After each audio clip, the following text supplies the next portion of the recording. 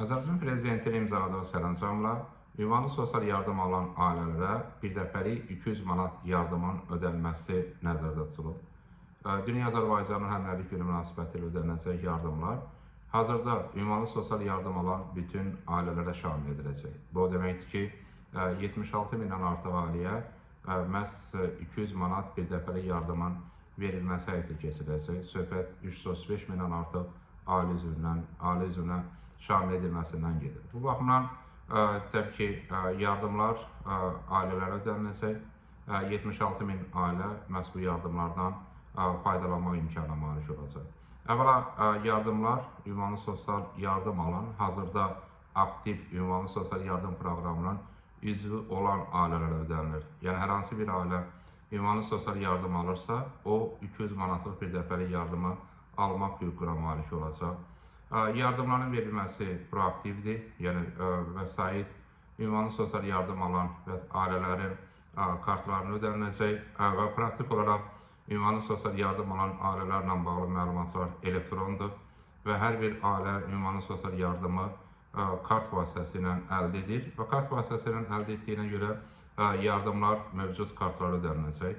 Bu da praktik olaraq prosesin daha qısa zamanda və daha çevik şəkildə həyata keçirilməsinə imkan verəcək. O baxımdan ünvanlı sosial yardım alan hər bir ailə bu yardımlardan faydalanmaq imkanı qazanacaq. Təbii ki, Əmək və Sosial Müdafiəsi Nazirliyi tərəfindən prosesin daha qısa zamanda başa çatdırılması ilə bağlı işlər görüləcək. Çünki nəzərə alsaq ki, proses elektrondur və həmin ailələrlə bağlı məlumatlar elektron bazada var.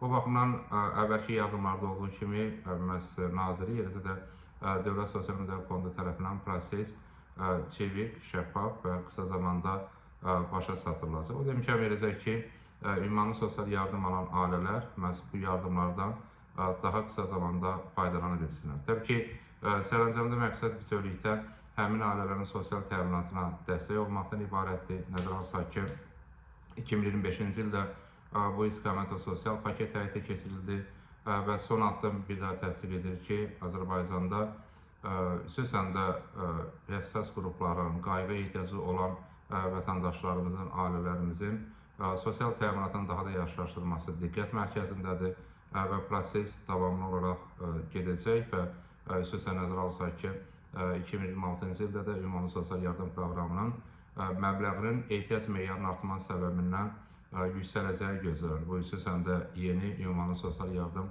alacaq vətəndaşlara şamil olunacağı gözlənilir.